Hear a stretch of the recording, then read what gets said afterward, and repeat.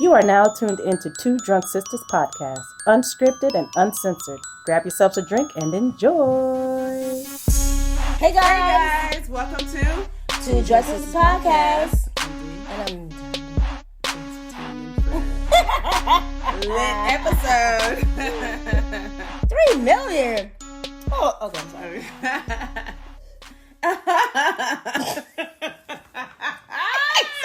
I'm fucking lit, dog. We drinking the Ciroc Summer collection, summer citrus collection. Yep, which is gone. Ain't no more. Because summer is done. And I also put some Captain Morgan up in that bitch. We mixed this shit. That's probably why we like this. No, but it's white on white. It's not white and brown. Oh, that's the rule. White on white. White on white. Okay. Cheers. Cheers. It's a cocktail. Yep. That W made. Cheers to you guys. Anyway, so go ahead. Let's talk about it. So this movie that we're doing is demonic. Is no relation. This movie is demonic. It's called Demonic. This is a 2015 version. James Wan produced it. I stumbled across it because I was looking to see what James Wan also produced, and this was part of it. And looking at the cast, I was interested because I was like, okay, so they have a good ensemble, of cast. They have Frank Grillo, Maria Bello, and the others. When I saw Frank and Maria, I was like, okay, I gotta watch it because they're A-list actors in my book. Right. So, and James Wan produces, so it kind of got some scary aspects to it. So let's dig into it. What is demonic? Get into it. What is demonic about, you say? Well, psychologist.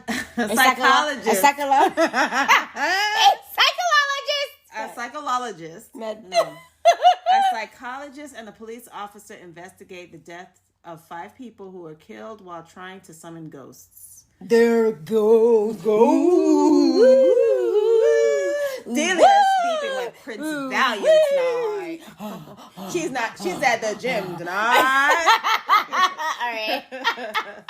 She's not with him tonight. She's at the gym tonight. Put on with that. Okay. We fucked. Okay. We fucked up. Okay.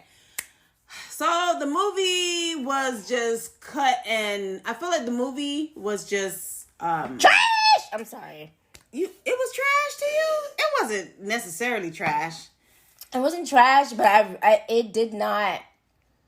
So as I was watching, I was like, what the fuck? What about this? So what about that? What kind of demon was it? What did they want the demon for? I had all these questions. I did, and then and then I snoozed. I snoozed as well. But if a movie makes me snooze, no, I feel like it's because of the Ciroc citrus. Okay, maybe perhaps that played a part. The whole bottle gone, dog. So it's like okay. So yeah, okay, all right. Okay, sorry, guys. We're focused. All right. I promise. Let's get. Okay, so this guy was having visions. This guy was having visions of his mom telling him to let go. Harry, let go. Let go. And so the movie starts off with him being recorded, talking about his experience in the supernatural. Clearly, right? Why else would you be recording him? So he was having visions, and he was saying like, I dream of this house, and I've never been to this house, and so I really don't know why I'm having these visions. And so his girlfriend, later we find out that's his girlfriend, and they're like, are paranormal investigators. Right. They're trying to do a documentary to record ghosts. Okay. And so apparently and then we find out that one of the guys in the paranormal group is used to date the girlfriend of this guy who's having the visions. Right. No, not the vision. So yeah. So he didn't want to they told him like, hey, in order for us to find out why you're having these visions, you have to go back to the source, which is we need to go back to the house. Yeah. So at this time, we don't know the history about who this guy is and why he's having these visions. Right. All we know is that his mom was a survivor of a mass murder that happened at the house some years back. Right. So, but we don't know what the story is and why he's having these visions. So they're heading back to the house that he's having these visions.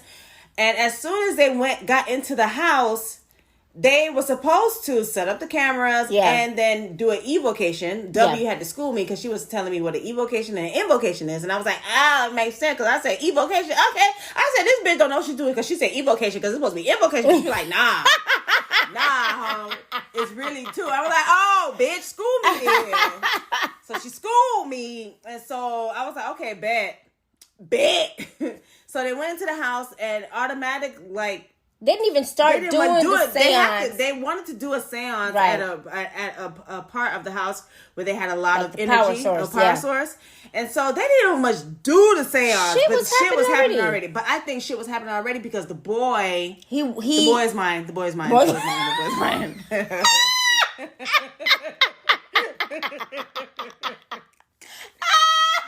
Because the boy he walked in there. Right. Mm-hmm. I feel like as soon as the boy walked in there, it woke the house up. Yes. He has returned. Yes. Correct. Then back to the present. Because now at this time, this was the past. So now it's to the present. Mm-hmm. Now this guy got a phone call. I guess he owns the property and he got a call saying that there was something going on in the house. So he went in the house to investigate. You know what I'm saying? I was like, bitch, if this was my property and it's motherfucking dark, I'm investigating. He was percolating in this dancery. So get your calculator, take out your pen and paper, get out your calculator. Okay. That's Cash Flow Harlem's daughter's thing. That's where I got it from. Who? Take out your pen and paper and get out your calculator. That's so cute. Anyway, sorry guys. But yeah, so he went to investigate to see what's going on. So it was, of course, it's dark, and he was on the phone. He was like, "Yeah, I heard the I don't know if he said the neighbors heard, but they heard some screaming. Noise. Yeah, so I'm here to check it out. Yeah, and then he heard the shit. The door was like the lock was broken. And he was like, I'm gonna call you back, ho. So he hangs up the phone and he went inside and he noticed that there was blood on the floor, blood on the dance floor. Right. That's when they cue in. What's his name? His name is Frank, the detective. Yes. Which is what's his name? Oh, it's played by Frank, but his name is Detective. Anyway, we're gonna call him Detective. Yeah, it's Frank, played by Frank Grillo. So cue in Frank Grillo. He was at a convenience store buying wine, and he get the phone call. Hey, we have some disturbance at the house. We need you to go and check it out. And I know you on a date, and I'm sorry to disturb you. And then he was like, that's okay. It's not like the criminals have his schedule or his calendar to let him know when he had a date. So clearly he was like, man, bump this date. Let me go investigate and then go buy some Colgate. I'm sorry, guys. I'm trying to focus. He went to investigate, and he ran into the gentleman who went to go check out the property first. Oh, and he ran into the gentleman's club? He ran into I cannot. I'm sorry, guys. He ran into the guy who went to go check out the property. Right. And so when the detective told him to, okay, stay right here, he walks in the house. He sees their bodies. Don't do it. He sees the bodies on the floor. Let the bodies hit the floor. Let the bodies hit the floor. Okay. We don't want to write to that song. I'm sorry, guys. Okay, but he sees the bodies, and then, of course, he calls for backup. They come in, backup comes in, tapes the area. And then they find a survivor. They find a survivor. They, cuff him, put him in the back somewhere. Wake up. Wake up. Wake your ass up. What happened? Yeah. So anyway, he calls the girl that he was supposed to go be on a date with, which is the psychologist that's in the police department. Right. She goes, she questions him, and they're basically trying to piece together what happened. Mm-hmm. They're looking at the footage. The footage is, a little sketchy. They can't make sense of any of the footage. Right, because wasn't it erased? It was like almost like dead air. It was jumbled. Yeah, it white was, noise. Like, a lot of right. A lot of that was going on. So they're trying to find out from the guy, like, what happened? Who's missing? Like, who's missing from the group? Right, they're trying to find this information from the survivor. The survivor. Like, who's missing from the group or whatever. So while that's happening, the movie goes back into the past when the whole group comes together. They're putting up the cameras. They're doing the seance, or before they even do the seance, shit starts happening. And then we find out that, everybody eventually dies. And so they're just the psychologist comes and she's questioning the lone survivor, like, what happened? And the lone survivor is like, my girlfriend Michelle, where is she? She's not here. Such and such is missing, which is one of the characters. I guess he's like the leader, Brian. He's like the leader of this paranormal group. He's the one that's missing. So basically, John, who is the lone survivor, is like, yo, Brian took Michelle and she gone. Okay, right. Well, I don't know where she is. She's gone. Yeah, you need to find her. Yeah, and so the police are doing their thing, going through the rooms, finding shit, just trying to figure out like what the fuck happened. They can't really make sense of stuff. So the psychologist is asking him questions, and then they stumble across or they get told on the radio that there's a car that's missing or that's stolen. It's a stolen red truck. I think I fell asleep on that one. Okay, so there's a stolen red truck, and so the detective puts out an APB on this red truck. They eventually catch up to the red truck because it's on its head. I guess it crashed. We see Brian, who is the leader of this group. Who's the leader of the pack? My brain just Right, okay, because so my brain is D went into Creole mode. So the police is like, yo, Brian, you know what I'm saying? What's going on? You all right? Hello, Brian, wake up, man. You know what I'm saying? You all right? You want some water? You know, want some McDonald's? You want some McDonald's? You want some? You know what I mean? Like, relax. So Brian wakes up, and we could see clearly that Brian is not all there. Right. Okay. He had the noise like. Right, and so he attacks the police officer. So what the other cop runs over to see if his partner is okay. Brian ends up running to this convenience store. Meanwhile, back at the camp, the psychologist is questioning John, like, okay, tell me what? And then what? He said, they found Michelle. Did they find Brian? Where Michelle? And so Brian goes into this convenience store, beats up the cashier. He looked like he killed him, right? I think he just beat him up. Okay. And so the cops end up finding out that Brian is at this convenience store. So they're like, okay, Brian, we're gonna throw a walkie-talkie because Brian ain't trying to come out. He obviously has a gun. So we're going to throw the walkie-talkie to you. Just, pick it up. Pick it up. Pick it up. Back on the scene. Just be clean. So yeah, so Brian picks up. So back at the camp, John hears that they found Brian, and you can hear the walkie-talkie. So John gets hysterical, like, "Where's Michelle? Where's Michelle? Brian, where's Michelle?" Okay, Michelle Obama. And so Brian picks up the walkie-talkie and makes what noise? And so John has a seizure of some sort. Yeah, so which is weird because it doesn't explain that. No, it doesn't. He goes in a seizure, and so the psychologist is like, you have to make Brian stop. He's making John have a seizure. So anyway, the detective puts a couple of bullets in Brian. Pa, pa, pa. So they go into the store. They try to check him to see if he's really dead. So clearly he's gone. You put 3 buckshots in his chest. But the detective is like, yo, Brian, where's Michelle, man? What'd you do with her, dog?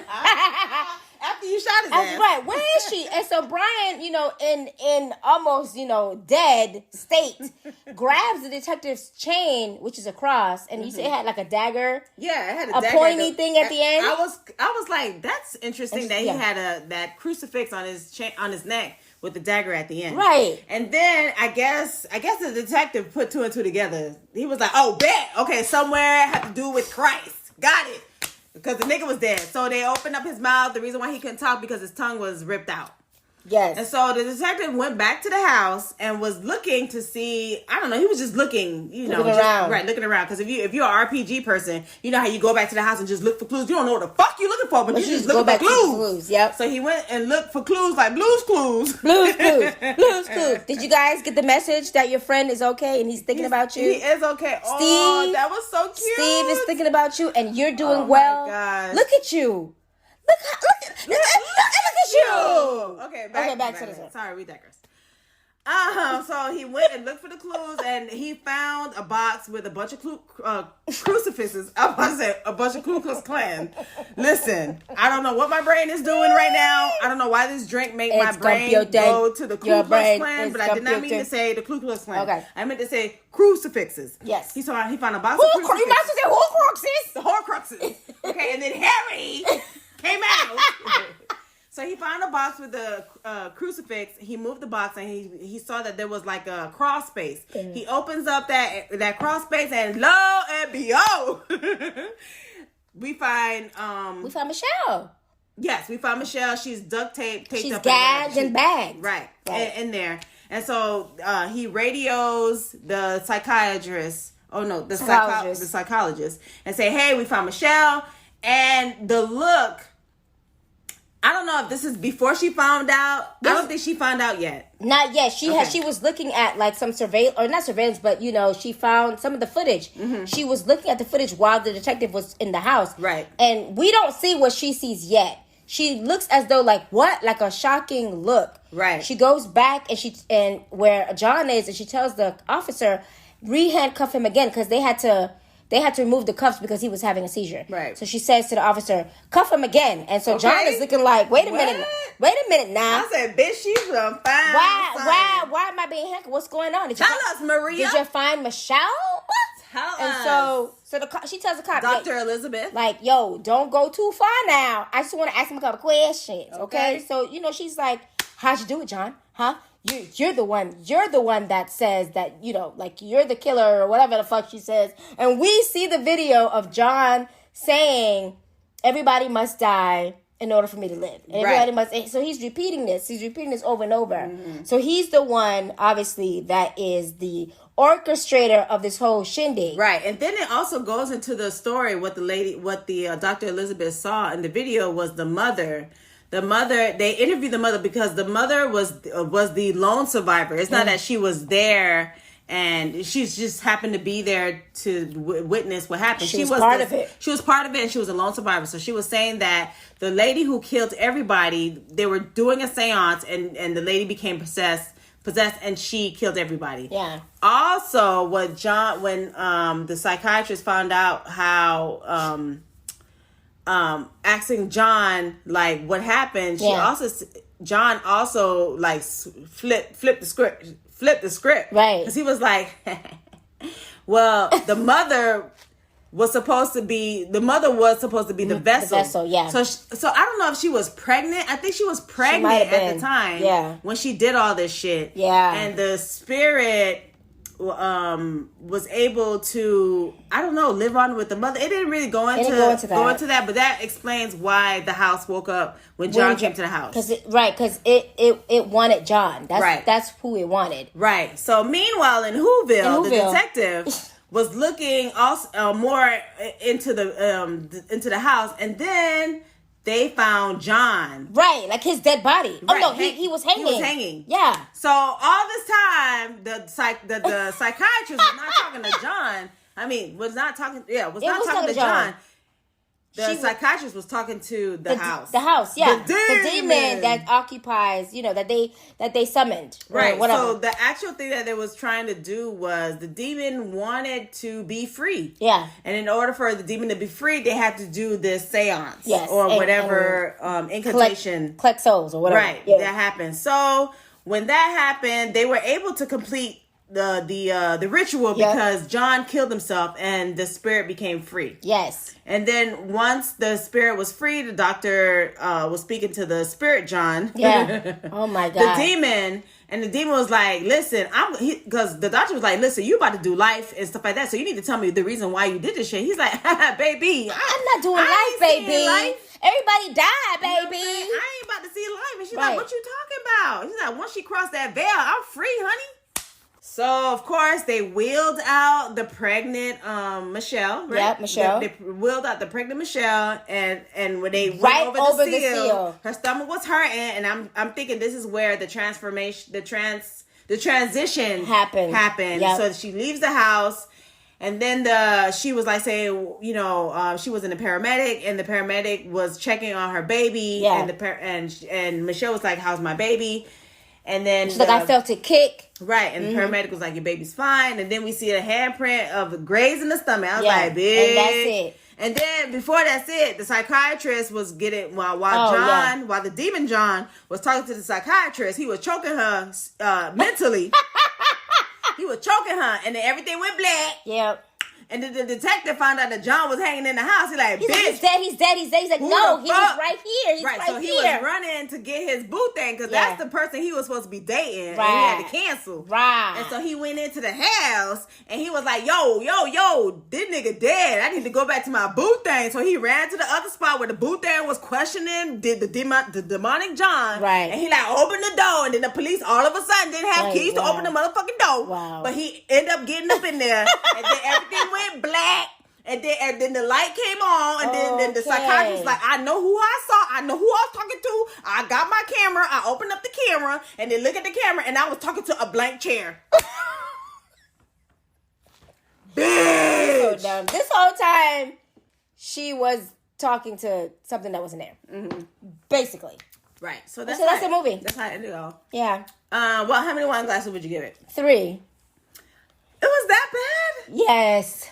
Oh my God. I give it a 5. A 5? Okay. Yeah, because it was, not to say that I was entertained, because I fell asleep. I give it a 5 because at least the acting was good. Okay. You know, they had John looking kind of cute there. Dustin Milligan. Okay. Okay, Dustin Milligan look good. Okay. Okay, Scott, you too. Make a Looking like a goddamn younger version of Ian Somerhalder. Okay, go ahead. But yeah, I give it a 5 because it had good acting. Was the writing good? The writing was good, but I felt like it was. It should have been a little bit more. No. It's almost like you know what's gonna happen. Okay, yeah. Like there was a cliche. It was predictable. It was predictable. Yes. So, but I give it a 5. Okay. That's it, y'all. What you guys thought about it? Did you guys watch this one? Yeah. Did y'all even know about this this one? one? Let us know on our email at 2drunksisters@gmail.com. The number 2 drunk, DRUNK, sistas @gmail.com. I realized that on the other video. You didn't say I realized on the other video. Like, we still in the buddy. I realized on the other video I didn't do that. My apologies. I feel like if you listen to us, you know our goddamn handle. Okay, right, 2drunksisters@gmail.com. Okay, and hit us up Dang. on our Insta, 2drunksisters@gmail.com. I mean, 2drunksisters. Without the Gmail, y'all. Without the Gmail. Y'all forgive Instagram. She gone. 2 drunk sisters. She's lit. The number 2 drunk sisters. SISTAS. Okay. Okay, y'all. Be safe. Be Thank safe, you for listening guys. to us. We appreciate y'all and And I I would like a flatbread with a panini. Wow. Peace.